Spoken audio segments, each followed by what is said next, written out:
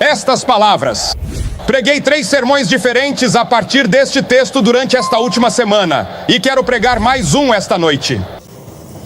Então, alguns dos escribas e fariseus responderam dizendo: Mestre, queremos ver um sinal vindo de ti. Mas ele respondeu e lhes disse: Uma geração má e adúltera busca um sinal, e nenhum sinal vos será dado, senão o sinal do profeta Jonas. Pois assim como Jonas esteve 3 dias e 3 noites no ventre do grande peixe, assim o Filho do Homem estará 3 dias e 3 noites no coração da terra. É claro que Jesus estava falando sobre sua ressurreição. Ele estava repreendendo os escribas e os fariseus. Eles queriam um sinal. Jesus disse: Eu sou o sinal. E minha morte, sepultamento e ressurreição serão um sinal em todas as gerações de que Deus ama o mundo e esteve disposto a dar seu Filho unigênito, para que todo aquele que nele crê não pereça, mas tenha a vida eterna. Mas me chama a atenção que Jesus escolheu uma das histórias mais incríveis de toda a Bíblia para usar como ilustração. Todos nós já ouvimos piadas sobre Jonas e a baleia. Já ouvimos professores de ciências zombando disso. Eles disseram que não poderia existir uma baleia capaz de engolir um homem e que um homem sobreviveria 3 dias e 3 noites na barriga de uma baleia. Mas a Bíblia diz que isso aconteceu, e Jesus disse que aconteceu, e agora alguns cientistas estão dizendo que é possível acontecer. Agora, a Bíblia, na verdade, não diz que era uma baleia. Se você voltar ao livro de Jonas, mais ou menos no meio da Bíblia, um pequeno livro de 4 capítulos, você pode lê-lo em 5 minutos.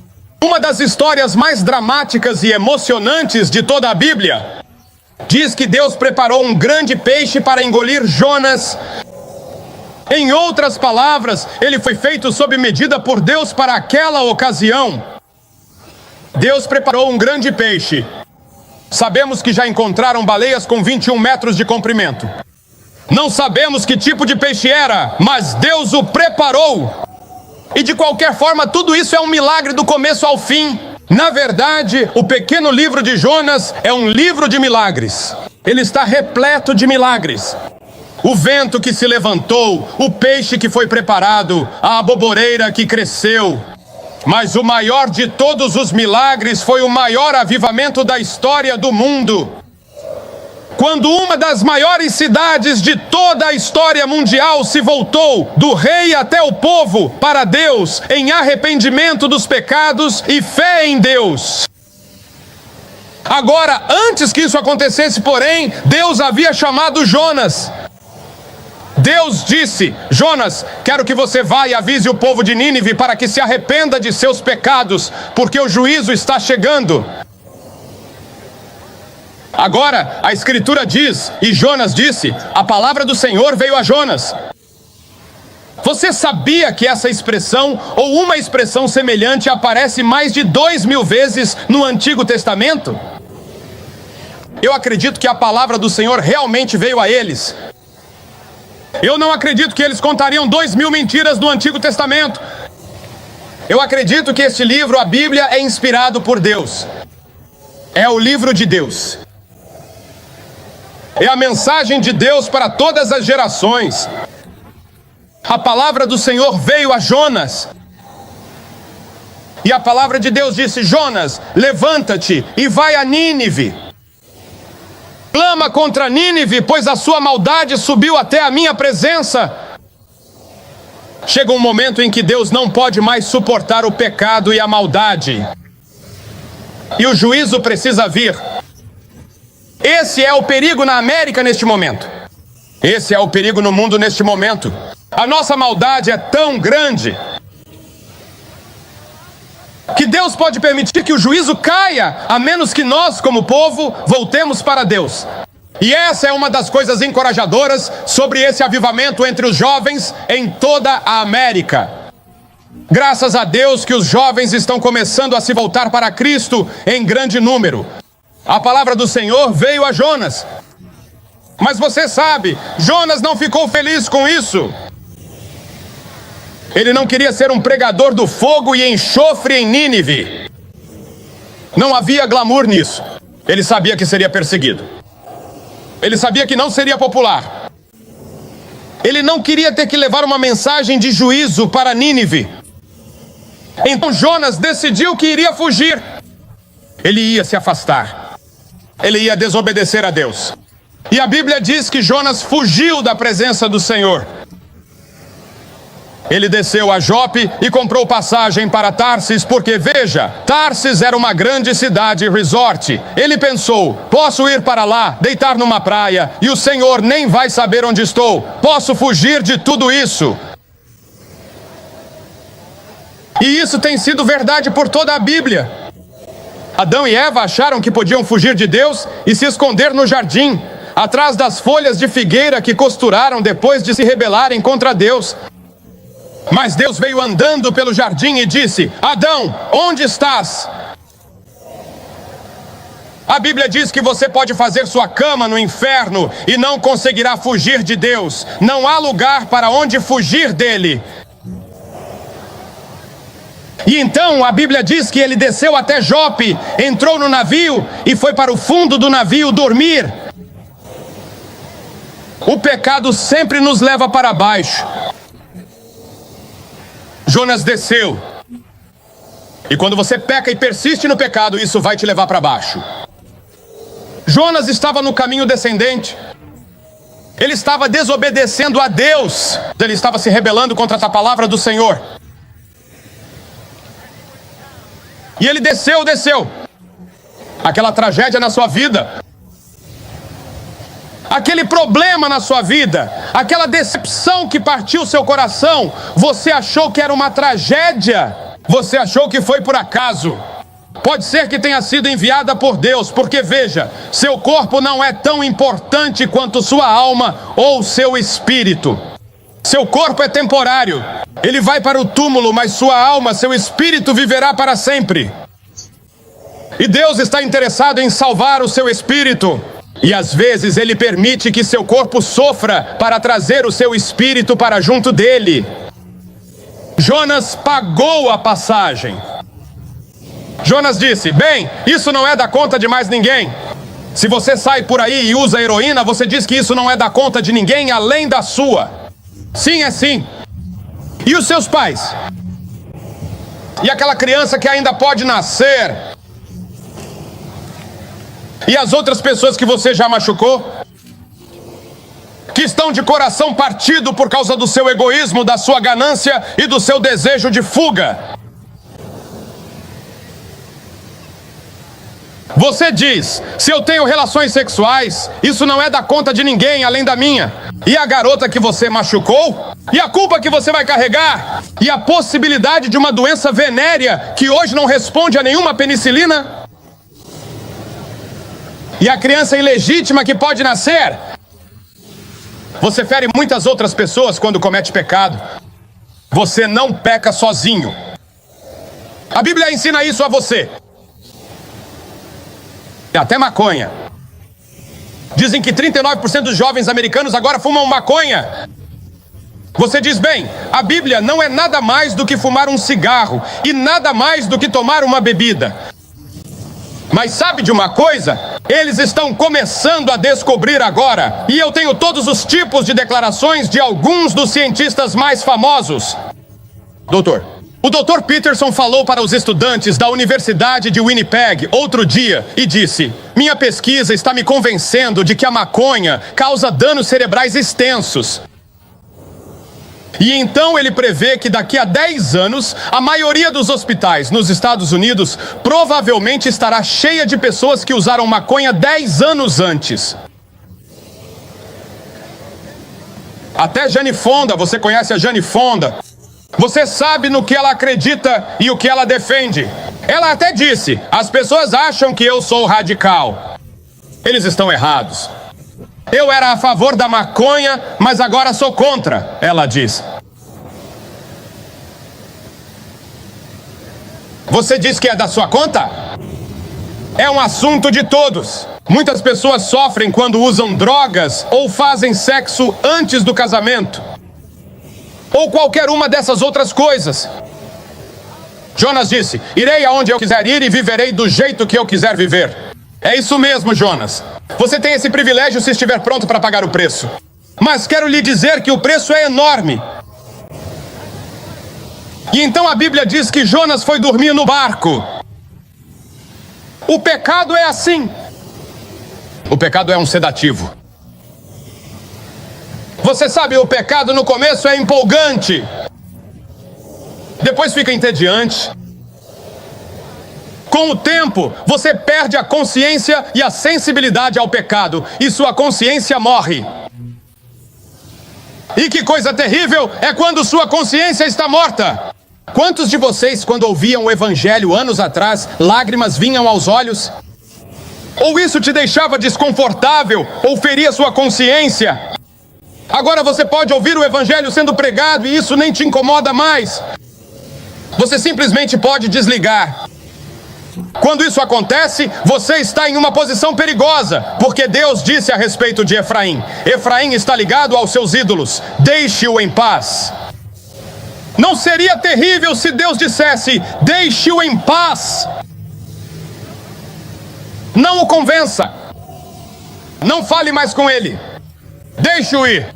Ele só tem mais 10 anos de vida, ou 20 anos de vida. Deixe-o ir. 3 vezes, de forma muito clara e enfática, no primeiro capítulo da Epístola de Paulo aos Romanos, Deus Todo-Poderoso declara e afirma: eu os entrego à sua própria depravação e aos seus desejos pecaminosos. Há um sono, diz a Bíblia, para a morte. Um sono espiritual que é produzido pela prática prolongada do pecado, que entorpece a consciência, endurece a consciência. E então a Bíblia diz: a palavra do Senhor veio a Jonas pela segunda vez. Na Bíblia, Deus deu a um homem uma segunda chance, como fez com Jonas. Deus deu a Jonas uma segunda chance. A Bíblia adverte: meu espírito nem sempre contenderá com o homem. A Bíblia adverte: aquele que endurece o coração, sendo muitas vezes repreendido, será de repente destruído, sem que haja remédio. Mas Deus deu a Jonas uma segunda chance. Você se lembra de quando Deus falou com você pela primeira vez? Pode ter sido aos pés de sua mãe, através de uma transmissão do Evangelho, por meio de uma Bíblia. Eu não sei onde foi ou como, mas Deus falou com você. E você quase respondeu, mas não o fez. Volta, ó, tempo em seu voo. E faz de mim uma criança de novo, só por esta noite. Não seria maravilhoso se pudéssemos voltar no tempo e retornar àqueles momentos em que recusamos a Deus quando tivemos a chance? Nesta noite, Deus permitiu que você viesse a este estádio. E esta é uma hora em que Deus está lhe dando outra chance, outro momento para fazer seu compromisso com Ele. O ladrão na cruz estava morrendo. E ele se voltou para Jesus naquele momento de morte. Ele era um assassino, ele era um ladrão, ele merecia morrer. E ele disse: Senhor, lembra-te de mim. Ele aproveitou sua única chance. E naquele momento Jesus disse: hoje estarás comigo no paraíso. Ele não teve tempo nem de ser batizado. Ele não teve tempo de consertar sua vida. Ele veio exatamente como estava, pendurado ali, nu, culpado de assassinato, culpado de roubo, culpado de tudo. E tudo o que ele disse foi: Senhor, lembra-te de mim. Tudo o que você precisa dizer esta noite é: Senhor, lembra-te de mim. Todo aquele que invocar o nome do Senhor será salvo, disse a Bíblia. Bem, Jonas não precisou ouvir uma terceira vez, porque a Bíblia diz que Jonas começou a orar lá no ventre do peixe. E que reunião de oração foi aquela? Quero te dizer que em poucos minutos ele se formou na Universidade do Peixe. Diz que o peixe o vomitou e ele saiu na praia e começou a caminhar em direção a Nínive, para onde Deus havia mandado ele ir desde o início. E você sabe, a Bíblia diz que leva 3 dias para chegar a Nínive. Mas Jonas conseguiu em um dia. Ele deve ter ultrapassado o limite de velocidade. Estava obedecendo a Deus tão rápido. Ele já tinha tido sua experiência no oceano. Ele já tinha tido sua experiência no julgamento. Agora, a partir deste momento, ele seria um servo obediente da lei. E ele foi para Nínive. E a Bíblia diz que ele começou a gritar pelas ruas: arrependam-se, Nínive! O julgamento está chegando. Arrependam-se! Arrependam-se! E um dos acontecimentos mais grandiosos, estranhos e emocionantes de toda a história registrada aconteceu. O rei, pense nisso agora, o rei de toda a nação sentou-se em pano de saco e cinzas e convocou o povo para jejuar, dizendo-lhes para se afastarem de seus maus caminhos. Ele disse: não deixem nem mesmo os animais beberem ou comerem. Vamos mostrar a Deus que estamos falando sério. E uma grande e poderosa metrópole, tão grande quanto algumas de nossas cidades modernas, se arrependeu. E você sabe o que a Bíblia diz? A Bíblia diz que Deus se arrependeu. Quando Deus viu o verdadeiro arrependimento deles, Deus mudou completamente de ideia. Ele adiou o julgamento. O julgamento estava prestes a cair. Eles se arrependeram.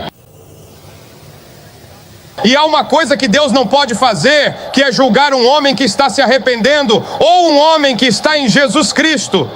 Porque veja, a palavra arrependimento significa mudança. Mude a direção da sua vida. Mude o padrão do seu viver. Mude tudo em sua vida.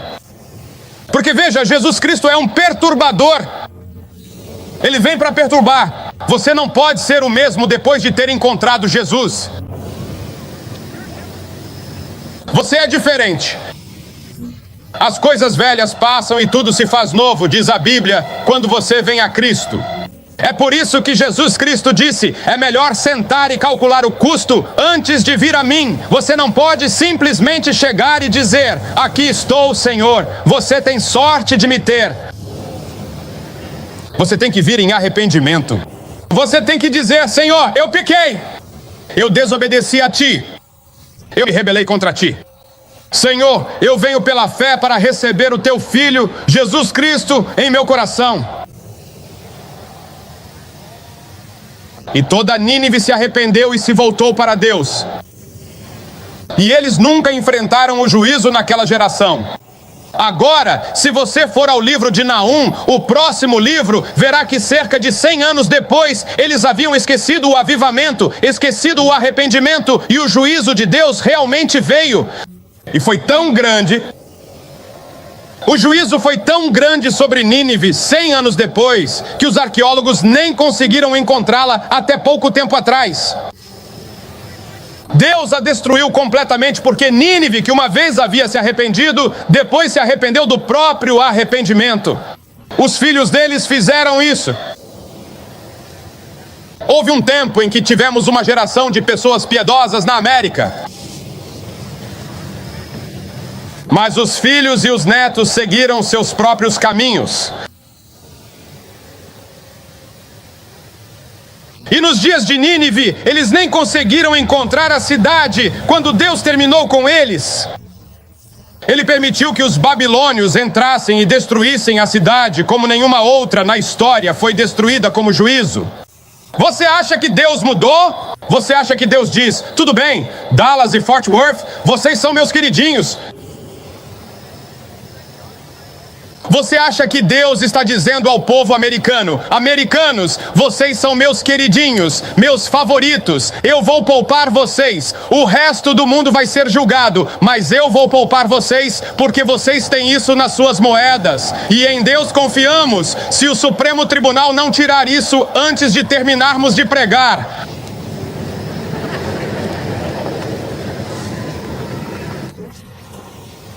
Mas eu acho que vejo sinais nos arbustos de amoreira agora. Acho que ouço o sopro de uma brisa na América. Acho que os jovens americanos estão começando a dizer: queremos algo mais do que materialismo. Queremos algo mais do que sexo e drogas. Queremos Deus. E assim começamos a ler histórias de jovens se voltando aos milhares para Jesus Cristo. Você encontrou Cristo? Ele vive no seu coração? Você pergunta: bem, Bíblia, como se encontra Cristo? Você sabe, a Cruzada Estudantil para Cristo vai vir para Dallas no Cotton Bowl no ano que vem, em junho, chamado Explode 72. E eles vão reunir, esperamos, 100.000 estudantes e todo tipo de pessoas para estudar as Escrituras, cantar juntos e orar juntos. E eles têm o que chamam de as 4 leis espirituais. A primeira é: Deus te ama. E Deus tem um plano para a sua vida. Como isso é verdade? Deus te ama. Não me importa qual pecado você cometeu. Não faz diferença o quanto você tentou fugir de Deus. Ele te ama. O olhar dele está sobre você. Ele te vê. Ele te vê naquele cortiço em Nova York. Ele te vê naquele bar em Los Angeles. Ele vê que você está tentando fugir e escapar, mas Ele te ama e Ele tem um plano para a sua vida, se você apenas se voltar para Ele e se arrepender. E talvez Deus tenha permitido esse vazio, desencanto e problemas acontecerem com você para tentar fazer com que você se volte para Ele. E então, o segundo ponto é que você é um pecador. Você precisa admitir, confessar, reconhecer e dizer: Senhor, eu pequei e me arrependo do meu pecado. E estou disposto a me afastar do meu pecado.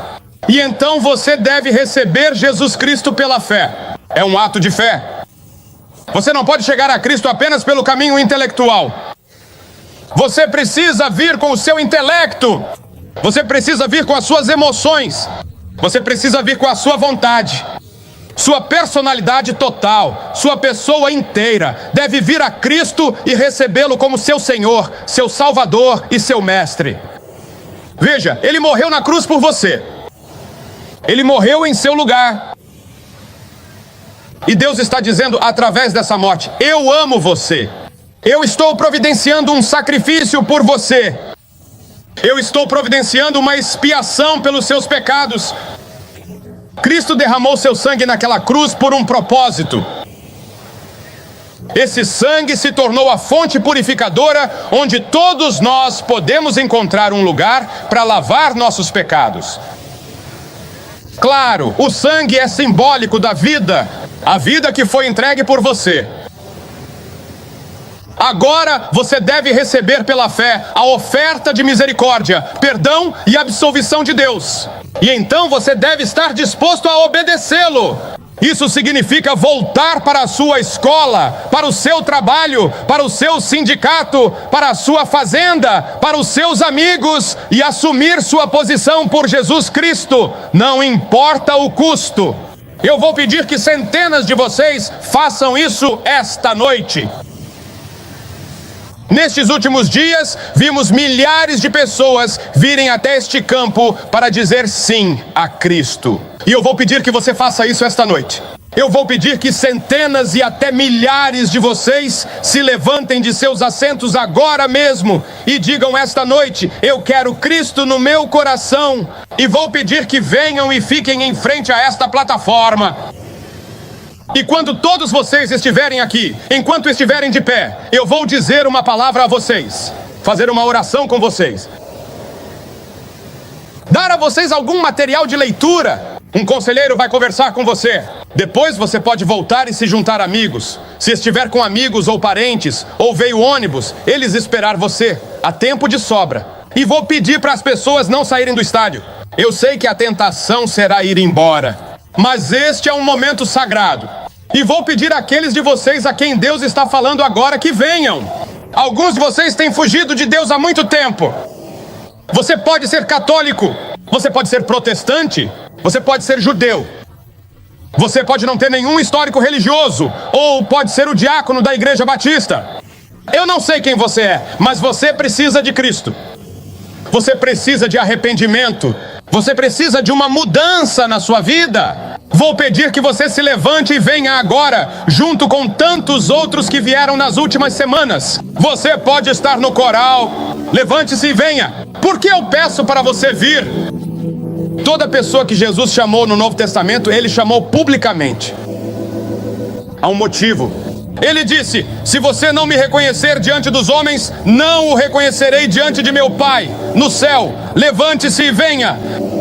O coral vai cantar enquanto você vem. Rápido, centenas de vocês, venham e fiquem aqui na frente, em silêncio e reverência.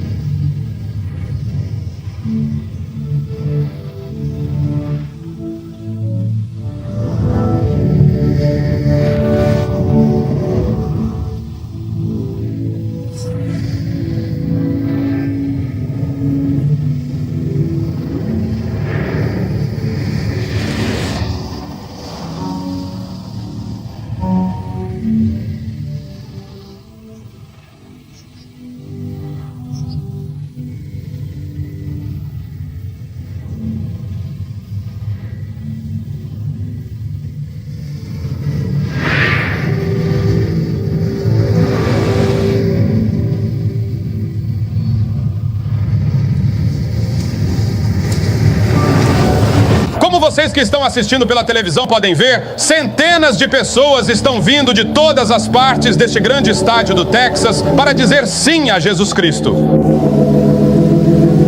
Você pode fazer esse mesmo compromisso agora mesmo, em sua casa ou onde quer que esteja assistindo. Você pode dizer: sim, Senhor Jesus, eu quero te receber em meu coração, e Ele vai te receber. Que Deus te ajude a tomar esse compromisso. E planeje ir à igreja no próximo domingo. Deus te abençoe e boa noite.